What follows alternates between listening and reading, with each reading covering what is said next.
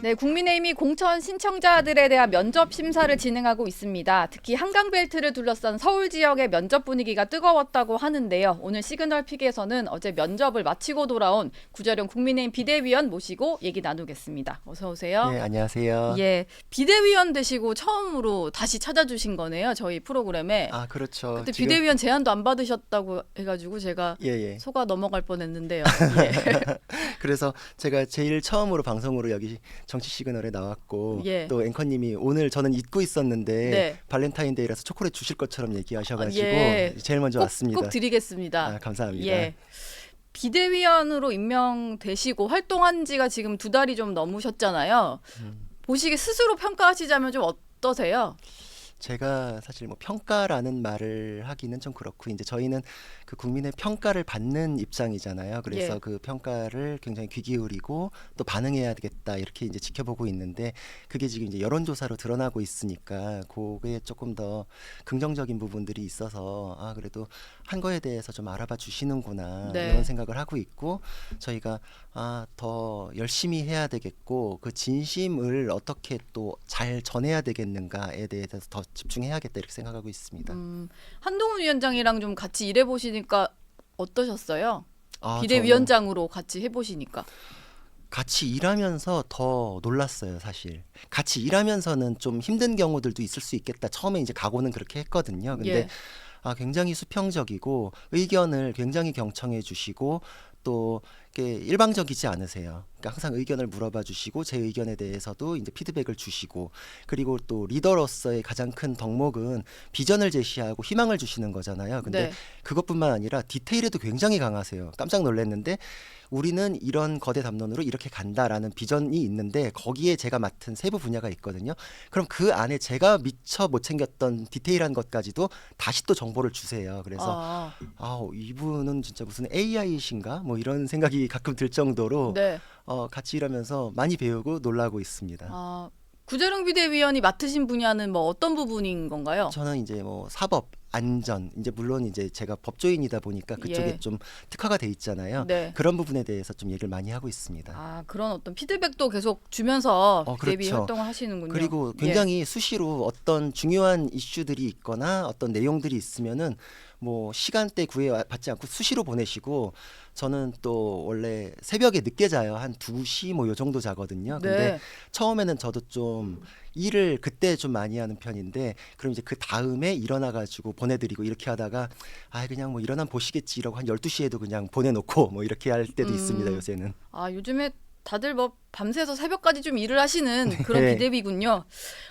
비대위 활동은 그렇고 어제는 이제 공천관리위원회 면접도 보고 오셨는데 궁금합니다. 면접 심사라는 것을 좀 처음 보셨을 것 같은데 분위기가 좀 어떠셨어요? 저도 사실은 긴장을 굉장히 많이 했어요. 예. 왜냐면은 공관위원장님을 비롯해서 공관위원들을 한 번도 본 적이 없고 어제 처음 뵙거든요. 그래서 네. 들어갈 때 정말 두근두근 하더라고요. 그래서 들어갔을 때 굉장히 엄격하고 엄숙한 분위기에서 진행이 됐고 네. 처음에 1분의 시간이 주어져서 다 각자 후보자들이 자기 소개를 하고 그리고 위원님들께서 이제 질문을 던지면 공통 질문에 대해서 각자 자기의 생각을 답변하는 식으로 그렇게 진행됐습니다. 약간 후보자들 간의 신경전 같은 거 있었을 것 같은데 그런 건 없었나요? 어떤 후보님은 약간 은근히 그런 얘기를 좀 하신 것 같아요. 그래서 네. 근데 뭐 저하고는 상관이 없었기 때문에 그냥 그 본인이 그 지역에 대해서 나오는 명분에 대해서 얘기하다 보니까 아마 그런 얘기 하셨지 않을까. 그게 아마 기사화도 좀 됐던 것 같더라고요. 네. 근데 뭐 다른 후보님들끼리의 얘기라서 제가 거기에 대해서 뭐 아. 더 구체적으로 얘기하진 않겠습니다. 지금 아직 이런 의견이 뭐 공론화된 것 같지는 않은데 아무래도 이제 비대위원이다 보니까 공관위에서 어떤 의결한 사항을 또 비대위에서 최종적으로 좀 처리를 하게 되잖아요. 그러다 보니까 출마를 하는 사람이 비대위 활동을 계속하는 게 맞느냐 뭐 이런 얘기도 일각에서는 나오는 것 같은데 보면 이제 구자룡 비대위원도 있고 박은식 비대위원도 있고 출마하시는 분들이 좀 있는 것 같아요. 좀 그 공천이 진행되면은 비대위 활동은 그만두는 게 맞다 이런 의견에 대해서는 좀 어떻게 생각하세요? 그게 진짜 일각의 의견인데 그 의견이 왜 나왔는지 언제 나왔는지를 좀 찾아보실 필요가 있어요. 이게 예. 그 맥락을 놓치면 안 되거든요. 이걸 맥락 감수성이라고 그 감수성을 아, 유지한 채로 한번 맥락 보면 감수성. 네. 보면 그 정당에는 지도부가 있잖아요. 최고위가 있어요. 예. 그 최고위를 똑같이 기능을 이어받은 게 비대위잖아요.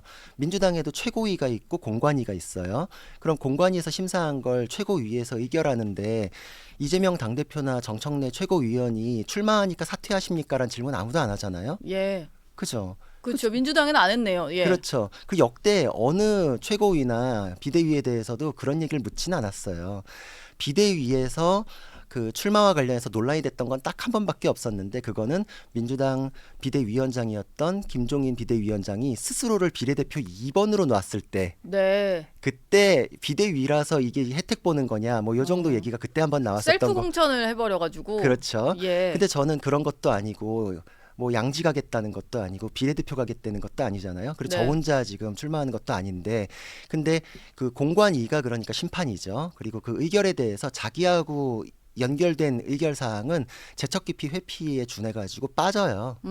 제가 거기 개입하지 않아요. 네. 그럼에도 불구하고 예. 이 얘기가 왜 나왔었는지를 이제 맥락을 찾아보면 저는 김기현 체제에서 영입 인재였잖아요. 네. 그러니까 출마가 예정되어 있었고 노은지 앵커하고 제가 출마에 대해서도 인터뷰도 했었잖아요. 예, 그죠? 그랬죠. 비대위원 되시기 전에. 그렇죠. 그러고 비대위가 됐어요. 그래서 제가 혹시나 싶어가지고 이거에 대해서 위원장님하고 얘기했을 때도 위원장님은 이제 불출마 선언을 하셨으니까 그래서 제가 여쭤봤을 때 위원장님께서 그 인터뷰했던 얘기랑 똑같이 하셨어요. 불출마가 미덕이 아닙니다. 나갈 분들은 나가주셔야 되고 우리 당에서 이기는 후보들에 대해서는 더 많이 모여야 됩니다. 뭐 이런 얘기들을 똑같이 하셨어요. 네.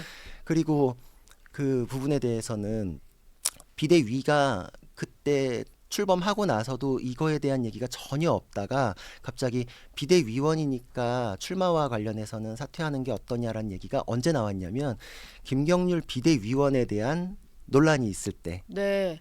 그거는 용산과의 갈등이 있는데 어떡하냐라고 했을 때 누군가가 이거 출구 전략으로 김경률 비대위원은 사퇴하는 게 좋겠는데 모양새 있게 양쪽 다 윈윈하면서 사퇴하기 위해서는 출마를 명분으로 해서 사퇴하는 게 어떻냐라고 예. 출구 전략으로 얘기를 하니까 그 얘기가 나왔던 거거든요. 출마하면서 비대위원은 사퇴하는 출구 전략. 그렇죠. 그게 나왔었죠. 예. 그렇죠. 그래서 그 논의가 나왔던 게 정작 김경률 비대위원은 불출마를 선언하면서 빠졌잖아요. 네. 그 논의에 부스러기만 남아 있는 건데 역대 사례하고도 맞지 않고 제도 우리 정당에서 그 제척기 PPP로 빠지는 거 이런 거 고려한 거 민주당하고의 관계 고려했을 때 전혀 남아 있을 이유가 없는 논의의 부스러기가 지금 하나 남아 있는 예. 것에 불과한데 네. 맥락을 놓치지 않는다면 그 논의가 그렇게 중요한 논의고 뭐 불필요한 논의다 이렇게 생각합니다. 그러고 보니까 공관위원회도 뭐 현역 의원들이 계시네요. 그렇죠. 물론 그러니까 뭐 본인들은 다 경선을 하겠다라고 선언하셨고. 그렇죠. 정작 심판이라고 할 수 있는 공관위원으로도 현역 의원들이 들어가 계신 마당에 예.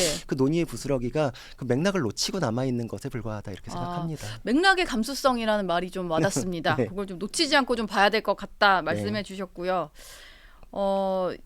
그 한동훈 위원장이 그 출범한 이후에 계속해서 얘기를 하고 있는 게 바로 운동권 청산론, 특히 운동권 특권 세력 청산론인데요. 이걸 두고 민주당이랑 지금 계속해서 설전이 이어지고 있는 것 같아요. 홍익표 원내대표가 특히 뭐 만주에서 독립운동한 분들의 좀 비유를 하면서 뭐 이런 분들을 청산하자는 거랑 같다, 뭐 이런 동급으로 놓는 비유를 하면서 두 분 간에 약간 설전이 이어지고 있는 것 같은데요. 민주당에서 하는 반박 논리에 대해서는 좀 어떻게 말씀을 해주고 싶으신가요? 참 전혀 맞지도 않을 뿐만 아니라 그 어거지에 독립운동가를 끌어들이는 게 참 보기가 안 좋다 이런 생각을 합니다. 예, 저희는 민주화 운동과 운동권을 굉장히 딱 분리시켜서 얘기를 하고 있어요. 예. 저희는 민주화 운동에 대해서는 당연히 존중받을 만한 일이었고 그 가치에 대해서는 우리도 인정한다라고 명백하게 얘기하고 있거든요. 네, 저희가 얘기하는 것은 민주화 운동이라는 거는 온 국민이 이루어낸 성취인데 86 운동권들이 자기들이 그것을 독식하고 그 이후에 30년간 그걸로 울고먹는 게 맞느냐. 네, 왜 썼던 영수증을 또 내밀고 또 내밀고 또 청구하고 그러는가에 예. 대해서 질문하는 거예요. 네, 한 번 한 일에 대해서 영수증 내밀면 당연한 거지만 그 이후에 썼던 거 또 내밀면 이게 우리 형사적으로는 사기죄거든요. 네, 정치적으로도 왜 이 사람들이 그 존재 가치를 계속 인정받아야 되는지 계속 검증받았는가, 그 이후에 그분들이 무슨 일을 했고 얼마큼 공부를 했고 시민들에게 어떤 도움을 주었는가에 대해서 검증해보고 그 시대는 이미 저무른 것이 아니냐고 얘기하는 것이 왜 독립운동가까지 끌어들여야 될 이 얘기인가. 독립운동가들은 독립을 이뤄낸 다음에 생업으로 돌아가셨어요.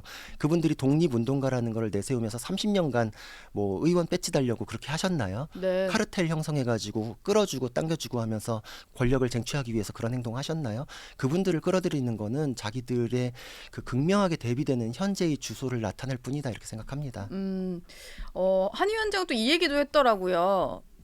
그 운동권 청산 얘기할 때 늘 나오는 단어들인데 뭐 돈봉투 받았냐, 뭐 그분들이 돈봉투 받았냐, 룸사롱을 갔냐, 뭐 그 상스러운 욕을 했냐, 뭐 이런 얘기인데 여기에 대해서도 홍익표 원내대표가 바로 이제 반응을 보였거든요. 오히려 뭐 정치 검사들이 뭐 룸살롱 가는 횟수를 따져보면 더 많을 것이다라든지 거의 뭐 이제 운동권 청산 논쟁에 있어서 정치 검사 프레임을 끌고 들어와서 하나하나 또 반박을 하는 모습인데 이건 좀 어떻게 보셨습니까? 그래서 정치검사 누구 얘기하는 건가요? 예, 그 얘기까지는 안 하시던데요. 그렇죠. 네. 그러니까 검사 누구의 비위가 있으면 그분들을 징계하거나 처벌해가지고 날리는 문제고 지금 그걸 가지고서 윤석열 대통령과 한동훈 그 위원장에서 관계이 없는 걸 끌어다 붙이는 건데 네. 86 정치인은 명백히 그분들이 가짜뉴스 퍼뜨리고 막말하고 룸사롱 가고 이번에 또 뭐 입에 담기 어려운 우상호 의원 욕설까지 했잖아요. 예.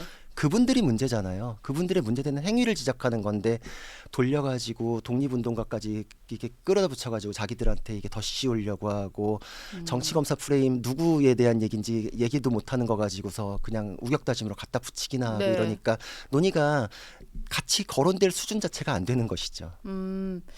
민주당이 이러는 건 아무래도 본인들도 인지하기에 운동권 정치인들이 상당수가 자리를 잡고 민주당에서 어느 정도 기득권 세력인 것을 좀 알기 때문에 좀 이렇다라고 볼 수 있을까요? 그렇죠. 이게 민주당에서 굉장히 아파하는 부분인 게 그 86 정치인에 대한 쇄신 문제는 저희가 이번에 담론으로 꺼내 넣기 전에도 민주당 내부에서도 있었던 얘기 한 10년 된 얘기예요. 예. 민주당에서 근데 결국은 그들이 스크럼을 짜고 으쌰으쌰 해가지고 다른 민주당 정치인들을 밀어내고 지금까지도 기득권을 유지하고 있잖아요. 네. 그러다 보니까 자기들이 스스로 못한 거를 밖에서 얘기하니까 아뜨거 하는 거죠. 음. 그분들 얘기했었어요. 민주당에서도 쇄신해야 되고 새로운 그 젊은 정치인들이 밀고 올라와야 된다라고 했는데 심지어 민주당의 여선홍 행정관도 그랬잖아요. 네. 86들이 386에서 686 되는 동안에 70년대생은 수발 들다가 끝났고 80년대생들마저도 기회를 받지 못하고 위협받고 있다라고 하는데 네. 민주당 내부에서도 나오는 목소리를 저희가 하는 거는 저희가 얘기하면 잘못된 건가요? 스스로 자성의 목소리도 억눌러 버리고 예. 스스로 쇄신할 수 없다면 밖에서 국민들과 함께 쇄신할 수밖에 없다 이렇게 생각합니다.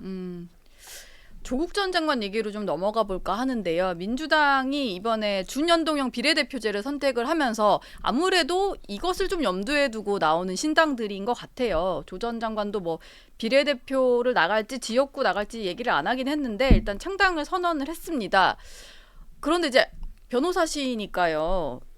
이게 본인이 1, 2심에서 똑같이 징역 2년을 선고받았고 법정 구속만 피했을 뿐이고 사실은 뭐 다른 일반적인 시민이라면 법정 구속이 아마 됐을 것 같은데 네. 그런 상황에서 이제 출마를 강행하는 것 이거에 대해서 좀 어떻게 바라봐야 될까요, 국민들이? 정말 참담하죠.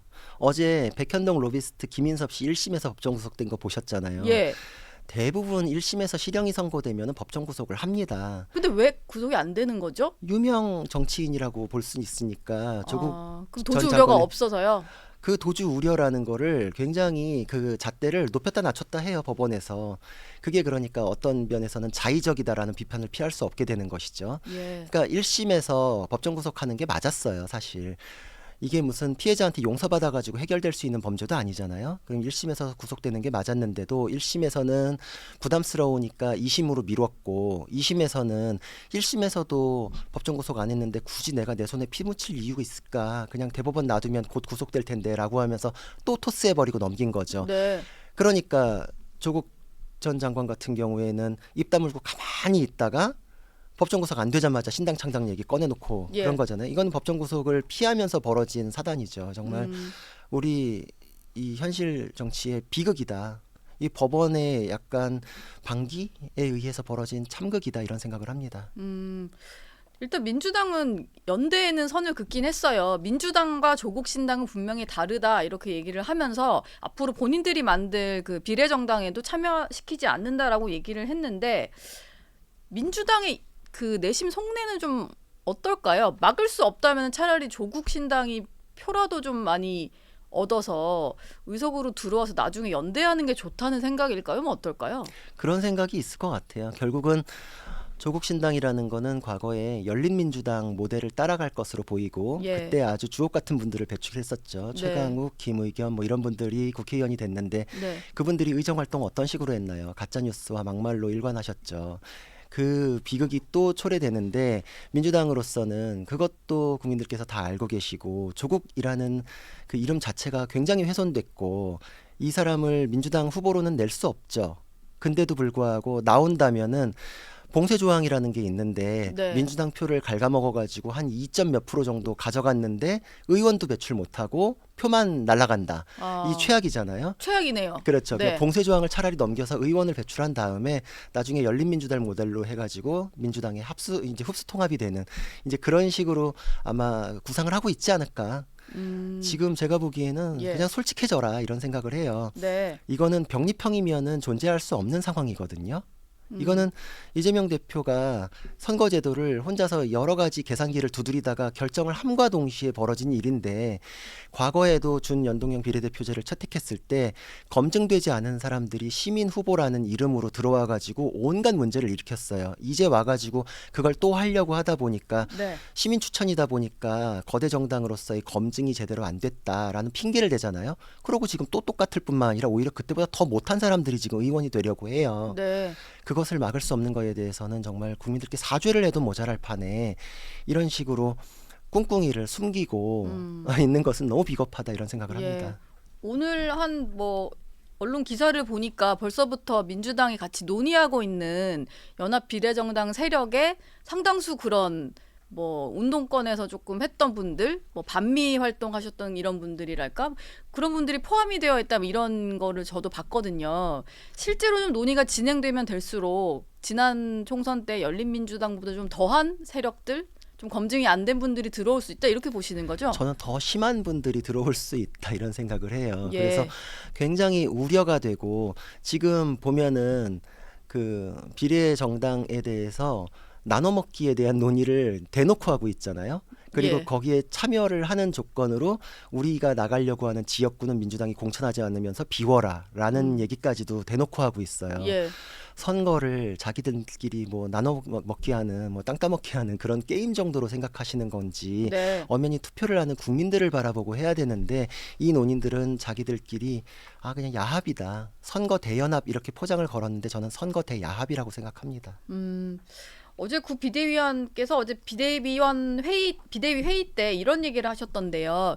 국민의힘이 공천 신청자들한테 자기 검증 진술서를 썼잖아요. 이번에 뭐 도덕성 기준 높이겠다고 해서 상당히 좀 내용도 많았던 걸로 알고 있는데 이걸 만약에 조국 전 장관이나 이재명 대표가 쓴다면 자수서가 됐을 거다 이런 표현 하셨더라고요. 어떤 그렇죠. 의미로 하신 말씀이세요? 이게 실제로 저희는 도덕성 기준을 굉장히 높였고 우리 스스로가 서약을 굉장히 많이 했어요. 네. 그 이외에도 서류가 불체포 특권에 대한 포기 서약서, 예. 금고형 이상이 확정됐을 때 세비 반납에 대한 서약서, 출판 기념회를 통한 정치자금 수수를 포기하겠다는 서약서 3개를 작성했는데 네. 우리 이거 법으로 만듭시다라고 했을 때 민주당에서 지금 무시하고 대답 안 하잖아요. 아직 답이 없죠. 그런데도 불구하고 우리는 스스로가 스스로를 옥죄는 서약서를 하면서 국민들 눈높이에 맞추기에 노력하고 있을 뿐만 아니라 네. 자기 검증 진술서라는 걸 또 받고 있는데 그게 어떤 거냐면은 뭐 수사받은 일이 있습니까? 처벌받은 일이 있습니까? 세금 체납한 일이 있습니까? 네. 병역에 대해서 혹시 면제받은 일이 있습니까? 133개를 쭉 적고 네. 해당 사항이 하나 있으면 그거 왜 그랬냐라는 거를 적어내게 돼 있어요. 예. 근데 그분들에 대해서는 지금 수사받고 재판받고 어떤 분은 지금 실형도 1, 2심 받았고 이러잖아요. 네. 한번 그분들이 적으면 소명서 적으면 이게 언제 왜 그렇게 됐는지를 쭉 적다 보면 범행 일지 혹은 뭐 자수서 정도가 작성이 되는 셈이 되거든요. 그럼 우리 당에서는 자동으로 탈락이에요. 서류에서 더 이상 볼 것도 없는 분들인데 네. 그런 분들이 배지를 달려고 해요. 당 정말 만들겠다고 하고 그렇죠. 뭐 그러시니까요. 예. 우리는 그것을 말씀드릴 수 있는 게 어디에 내놔도 부끄럽지 않을 분들을 선별하기 위해서 굉장히 노력하고 있거든요. 근데 저쪽에서는 어디 내놔도 부끄러운 분들이 국회의원이 되려고 해요. 이 극명한 차이를 봐주셨으면 합니다. 예. 저분들은 그 유죄가 되는 것들이 다 뭔가 검찰의 독재 때문이다. 뭐 이런 주장이신 것 같아요. 민주당 쪽이나 이런 데서는. 그러니까 예. 논리가 없는 거죠. 그러니까 논리가 없다 보니까 진짜 놀리는 거죠. 그 네. 말도 안 되는 얘기 하시는 건데 그 법원 통해 가지고 나오는 이 결정들에 대해서는 답변을 못 하시거든요. 당장 어제 김인섭 씨 구속된 것도 좀 법적으로 좀 얘기해 보셨으면 좋겠어요. 안 그래도 그 얘기를 좀 여쭤보려고 했는데 지난번에 한번 비대위원 되시기 전에 출연인데 저희 정치 시그널에 나오셔가지고 이 김인섭 전 한국하우징기술 대표가 받고 있는 재판에서 유죄가 만약에 입증이 된다면 이재명 대표의 유죄까지 이어지는 문이 열린다라는 말을 하셨어요. 그 의미를 좀 다시 여쭤보고 싶습니다. 그 백현동 사업은 아주 러프하게 딱 잘라 얘기하면 아시아 디벨로퍼라는 정바울 씨가 사업을 해요. 네. 그 사람이 원하는 게 있었어요. 사업성을 높이기 위해 가지고 원하는 거는 그 이제 용도 변경. 그래서 이제 종상향이 됐죠. 네. 그리고 임대주택 비율을 낮춰야지 수익이 높아지니까 비율을 낮추고 싶었죠. 그리고 성남 도시개발공사가 참여하면 이익을 나눠줘야 되니까 여기가 배제되길 원했어요. 예. 근데 이 세 가지가 다 관철됐어요. 네. 그 결정권이 누구에게 있나요? 이재명 시장에게 당시 있잖아요. 시장에게. 근데 이 연결고리가 없으면 사업가가 원하는 게 말도 안 돼. 법에서 안 되는 거예요. 그게 안 되는 게 이루어졌어요. 네. 아무 연결고리 없이 이루어지면 기적이에요. 예. 이게 제가 영화 JFK의 대사를 인용하자면 거기에 그런 말이 나와요. 그 이론 물리학자는 꽃나무 줄기에 코끼리를 묶어서 절벽에서 떨어지지 않을 수 있는 가능성이라는 것을 증명하려고 할지 모릅니다. 그러나 당신은 당신의 눈과 상식을 사용해야 합니다. 이게 그냥 기적으로 됐다, 우연히 됐다라는 건 궤변이에요. 예. 그걸 증명이라거나 가능성이라는 이름으로 언급하는 거는 국민들을 속이고 능멸하는 거예요. 예. 우리는 우리의 상식을 바라봐야 돼요. 정바울 씨가 김인섭 씨한테 70억이 넘는 돈을 줘요. 판결문에도 나와요. 네. 김인섭 씨는 아무런 능력이 없고 기술도 없고 투자도 안 했어요. 그 사람이 왜 동업관계처럼 70억을 받나요? 이 사람은 정진상을 거쳐가지고 로비를 할 수 있는 인적관계 하나밖에 없어요. 네. 우리의 상식은 거기를 가리키고 있고 그 상식에 관문이 열렸기 때문에 이재명 대표의 배임죄 사건에서도 이것은 거의 저는 한 80%까지도 이제 왔다 생각하고 있습니다. 일단 문이 열린 거고 그게 정진상 전 실장의 재판에 영향을 줄 거고 또 이재명 대표까지 이어지는 뭐 이런 결론이 좀 나올 것 같다. 저는 그렇게 생각하고 있습니다. 예. 이재명 대표는 일단은 뭐 사법 리스크 안고 총선까지는 치르게 되는 건데 일단 본인이 출마를 하고 있는 인천 계양을에 여러 분들이 또 출마 도전을 하고 계십니다. 뭐 국민의힘 같은 경우는 원희룡 전 장관이 일단 갔고 기존의 어떤 뭐 당협위원장도 계시고요. 그리고 또 한 분이 유동규 전 본부장이 오늘 보니까 뭐 입당을 특정 정당에 한 이후에 계양을 선거 출마 선언을 한다고 하더라고요. 상당히 좀 악재가 될 것 같은데요. 계양을에 이렇게 대장동 일타 강사도 오고 본인을 이제 저격했던 분이 와서 이제 다 같이 경쟁을 하게 되는 구도는 상당히 부담 될 것 같아요. 근데 그 부담이라는 거는 본인이 저지른 잘못의 결과물이기 때문에 이것은 뭐 부담이란 표현도 이제 좀 좋게 표현해 준 것 같고 예. 그냥 벌 받는 거다 이런 생각까지도 들어요. 저는 그 분의 출마가 이재명 대표에게 아픈 부분은 그분이 사실을 알고 있기 때문이다. 진실을 알고 있는 그렇죠. 사람이라서 지식을 네. 알고 있다. 이재명 대표의 위선의 거울이에요. 그대로 비춰주고 있는 게 유동규 본부장이기 때문에 유동규 본부장이 선거 운동을 통해 가지고 직접 얘기하는 거에 대해서는 답변할 수밖에 없잖아요. 예. 곤란한 질문은 항상 이재명 대표는 답변하지 않고 도망 다녔는데 선거 국면에서는 그럴 수 없기 때문에 더 아마 진실이 튀어나올 겁니다. 예. 제가 지금 좀 늦게 봤는데 오랜만에 구자룡 비대위원 나오시니까 댓글창에 뭐 구자룡 비룡되어 국회 입성 뭐 이런 얘기도 있고요. 여러 가지 댓글 응원들이 많아서 마지막으로 보시는 구독자들께 인사 한 말씀 하고 마무리를 하도록 할까요? 저는 사실 얼굴도 모르는 분들이지만 저하고 뜻을 함께하고 있는 분들을 저의 친구라고 생각해요. 예. 평생 함께하고 있다는 생각을 하고 있기 때문에 제가 그냥 방송을 할 때도 그분들께서 주시는 메시지를 가벼이 보지 않았거든요. 사실 그래서 제가 인재 영입에 응하기도 했어요. 그때 가장 어두운 시절이었잖아요. 네. 그 국민의힘이 서울에서 참패할 거라고 했을 때. 예. 근데 저분들의 말을 내가 가벼이 여기지 않는다면 내가 그분들의 희망을 담는 그릇이 되겠다라고 생각을 했고, 지금도 사실은 몸이 아플 때도 있고 마음이 아플 때도 있어요. 비대위 활동이 좀 힘들어요, 사실은. 네. 근데도 그 응원해 주시는 분들 메시지를 통해서 견디거든요. 예. 항상 함께 하고 있다고 느끼고 있습니다. 감사합니다. 예, 지금도 댓글 응원 많이 올려주고 계시는데 초콜릿도 보내주시니까 예, 초콜릿 이모티콘 잘 받도록 하겠습니다. 네, 다음에 또 모실게요. 구재롱 비대위원 얘기는 여기까지 듣겠습니다. 고맙습니다. 감사합니다.